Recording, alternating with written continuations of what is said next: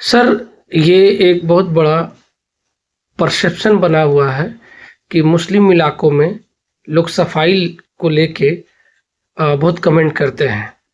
तो आप इसका जवाब दीजिए। सर, ये बहुत ही अफसोस की बात है। आप दिल्ली में किसी भी मुस्लिम एरिया में चले जाइए, चाहे सीलमपुर, जामिया नगर की ही बात नहीं है, मुस्तफ़ाबाद चले जाइए, भीड़ भाड़ और गंदगी। और आपने जो सवाल किया बहुत अच्छा है।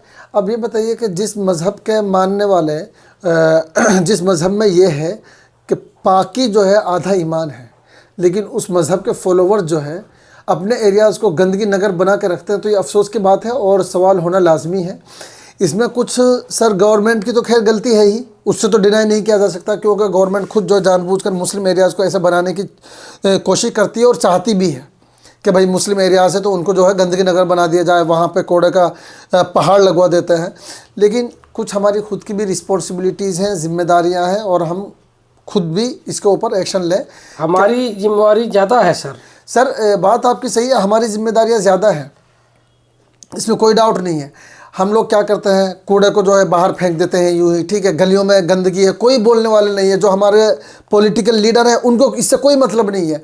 तो मेरी अहले जामिया नगर से बहुत ही मुअद्दबाना रिक्वेस्ट है कि वो साफ़ clean and green Jamia Nagar बनाने में हमारा साथ दें, साफ़ सुथराई का ख्याल रखें।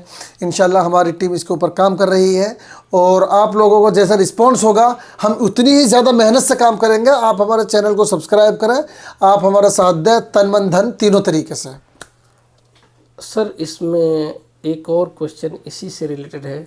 जो लोग गुटखा खाते हैं, पान खाते हैं और इधर उधर थूक देते हैं, गंदगी फैलाते हैं, जितनी बिल्डिंगों में देखिए किनारों पे थूका रहता है, हर जगह सड़क पे। सर, एक तो ये बीमारी का घर तो है ही है, इससे कैंसर होता है। आप इन लोगों के लिए मुखातिब होके इनको डायरेक्ट बताइए कि इन पे क्या एक्शन हो और इनको क्या करना चाहिए।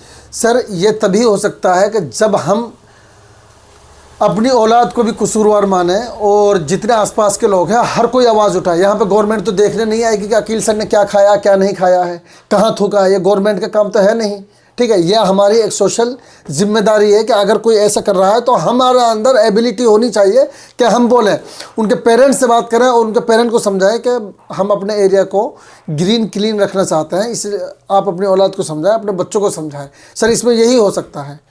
बाकी बीमारी तो आपको पता ही है, बीमारी बताइए। और सर, फिर मैं इसको ये भी कहूँगा, अगर ये बीमारियों की जड़ है तो गवर्नमेंट इसके ऊपर बैन लगाए, लेकिन नहीं लगाती है। और फिर लगाती भी है तो लोग बाग जो है चोरी छुपके से अलग से बनाते हैं, घरों में बनाते हैं। और आपको पता है सर, गुटखे खाने में आम आदमी एक दिन में 30 से 40 रुपए खर्च करता सर, है। 30 से 40 नहीं, 100 रुपए कर देते हैं। फिर ये कहते हैं लोग बाग, ठीक है वो महंगाई है, लेकिन भाई महंगाई को कम भी किया जा सकता है, कंट्रोल भी किया जा सकता है। आप 100 रुपए के दो पैकेट 3 पैकेट दूध ले आइए, बच्चों को पिलाइए, खुद भी पीजिए, सेहत बनेगी। तो इसी से रिलेटेड बताइए कि अगर एक 25 साल का आदमी है और अगर गुटखे खाना छोड़ देता है तो अगले वो 60 साल में तो अच्छा खासा सेविंग कर लेगा, अगर वो चाहे तो।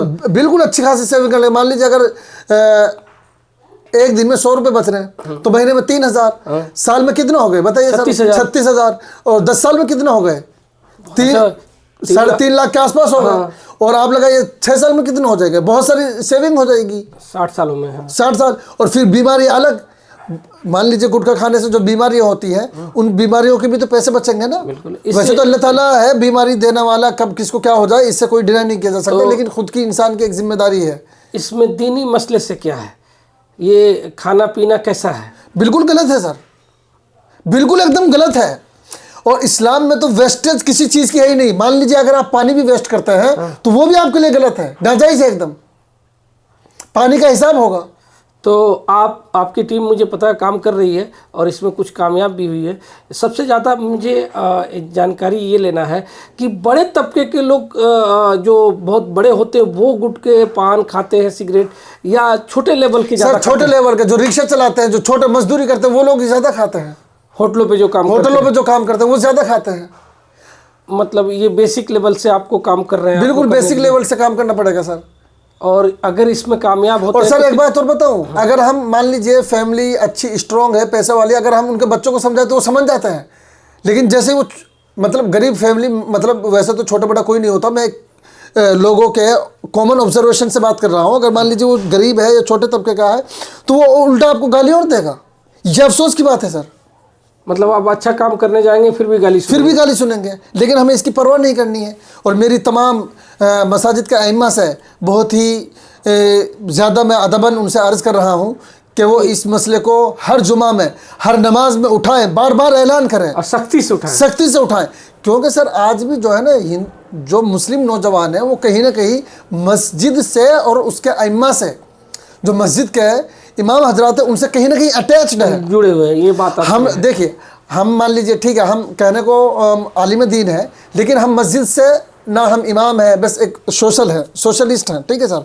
तो हमारी बात इतना इफेक्टिव नहीं होगी जितनी एक इमाम साहब की हो जाएगी। तो वो अपना प्लान बताइए, जो आप कह रहे थे गुटके पे बहुत बड़ा अभियान शुरू कर दिया है, और कह रहे थे कि अब हम जी ग्रीन और क्लीन वाला आप थोड़ा सा समझा दीजिए कैसे, कहाँ शुरू कर दिया सर आपने? लोगों को जोड़ा जा रहा है इसमें, और कई मैं आइम्मा से मिला हूँ, और उनकी ही रहनुमाई में हम सारे आइम्मा को एक मरतबा बुलाएंगे यहाँ पर। जैसा कि मैंने आप लोगों को बताया कि हमारी कोचिंग है, वहाँ पर हम बहुत अफोर्डेबल फीस लेते हैं, तो वहाँ पर हम बुलाएंगे, उनसे मीटिंग होगी, उनसे बातचीत होगी। क्योंकि देखिए इस टाइम उम्मत जो है ना कशमकश का शिकार है, और हमेशा हमारे उलमाए किराम ने ही उम्मत को गाइड किया है, और मुझे आज भी उन्हीं से उम्मीद है कि वही जो है कौम को गाइड करेंगे, और उनकी रहनुमाई में ही, उनकी लीडरशिप में ही कौम आगे बढ़ेगी, और ये सारे काम उन्हीं की रहनुमाई में होंगे सर। ठीक सर। तो वो ग्रीन और क्लीन जामिया वाला प्रोजेक्ट जो आपका है कि आप तो सबसे पहले क्लीन तो है ही है, करने के लिए आप शुरू कर दिया,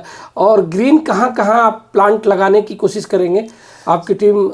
सर सबसे पहले देखिए, ग्रीन जो प्लांट लगाने की बात है, सबसे पहले हमें इसके ऊपर कार्रवाई करनी होगी कि रोड्स के ऊपर ना, रोड्स पर पार्किंग ना हो। ओहो, ठीक है सर। अगर मान लीजिए पार्किंग होगी तो हम प्लांट कहाँ लगाएंगे? ये बात तो सही कह रहे हैं। ठीक है, तो जो मतलब रोड के किनारे जो जगह है, जी बिल्कुल प्लांट लगाएंगे, घरों में लगाएंगे, लोगों से बोलेंगे भाई आप अपनी अपनी छतों पर जो है प्लांट लगाएं। क्योंकि मोस्टली ऐसा होता है कि छत खाली रहती है, तो वहाँ पे लगाए जा सकते हैं, और इससे पोल्यूशन पर बहुत बड़ा मतलब असर पड़ेगा सर। असर पड़ेगा, क्योंकि वो नेचुरल फिल्टर शुरू हो जाएगा एयर। तो आप जो भी जगह है, मस्जिद के पास जगह है, कई फील्ड के पास जो छोटी छोटी जगह है, जो प्राइवेट जगह है, आपने कहा था कि सब पे प्लांट शुरू करेंगे जी। ठीक है, तो ये स्टार्ट आपने कर दिया, और क्लीन के लिए ये गुटखा और इन पे भी जी। तो अब हमने कहा ना सर, देखिए गुटखा को हम तभी ख़त्म कर सकते हैं या तो गवर्नमेंट जो है बिल्कुल बैन लगा दे, ठीक है, और इसमें गवर्नमेंट लगाएगी भी नहीं, क्योंकि टैक्स, उससे काफ़ी टैक्स आता है। दूसरी बात, अगर टैक्स लगा भी ले, मैंने आपको बताया बहुत सारे लोग फिर चोरी छुप के बनाने लग जाते हैं। ठीक है सर। तो आप इसमें जो भी बजट है, खर्चा अपने व्यूअर्स को बताइए ताकि लोग सपोर्ट करें आप। सर बजट की तो वो बात की बात है, ठीक है, हम उनसे किसी से पैसा नहीं मांग रहे, लेकिन वो कम से कम हमारी इस जो तहरीक है, जो मूवमेंट है, इसको सपोर्ट करें बस।